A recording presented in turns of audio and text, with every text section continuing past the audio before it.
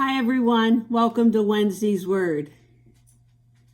This week, Jennifer and Jason Lacasio were celebrating their anniversary, as are Carmen and Brad Kitts. So happy anniversary to you. Congratulations to Carolyn Blackburn, who graduated from UNC Chapel Hill. We're very proud of you, Carolyn, and we look forward to seeing all the great things you're going to do. Thank you, everyone, for your wonderful contributions to Tri-County Ministries. To date, we have donated 269 pounds of non-perishables to Tri-C. I want to remind you that this Saturday, May 16th, we will not be collecting for Tri-C. We're not collecting because we're having a wedding this Saturday. Rebecca Palmer and Ryan Triani are going to be married this Saturday. So I invite you to hold your donations until the following Saturday. I was thinking about Sunday's gospel, and the word that kept popping up to me was trouble.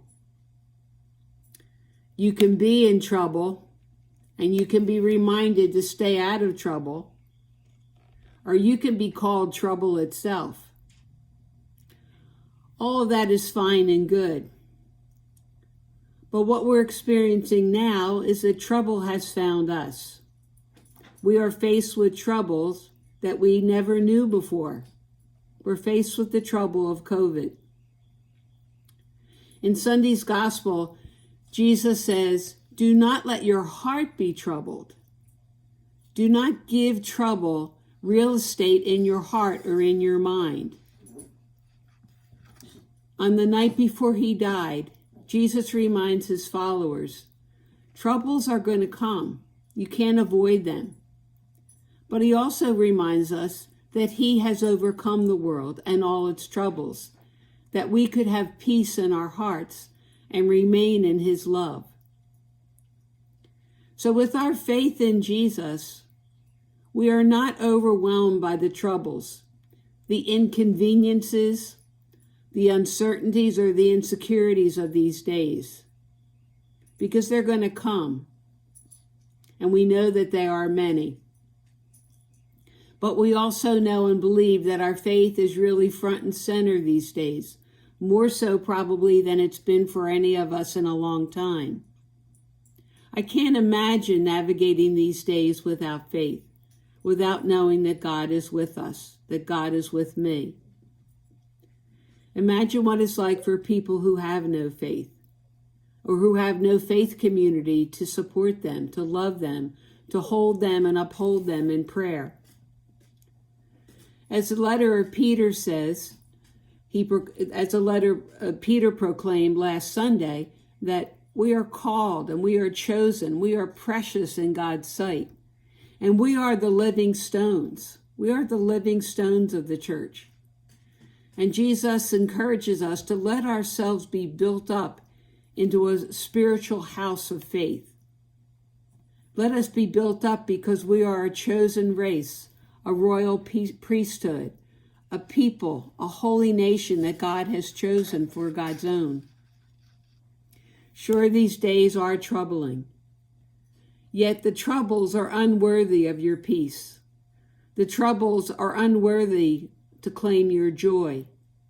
Even the unemployment, the illness, the financial insecurities, all of these are new invitations to believe and to hope against hope, and to cling to the risen Christ all the more.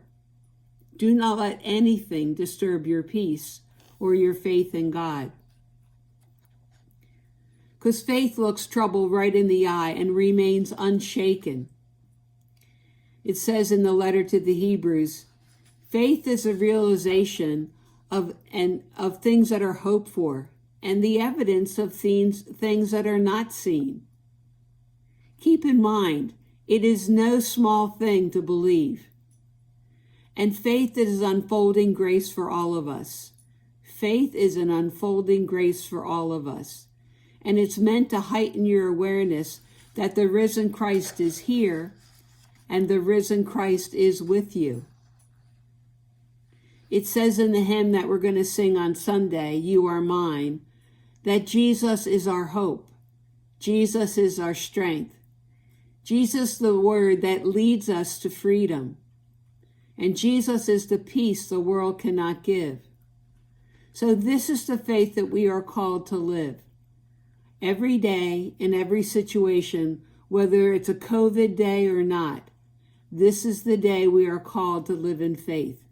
And we are called to live in a faith that gives witness to our faithful God, who is always with us and who will always love us.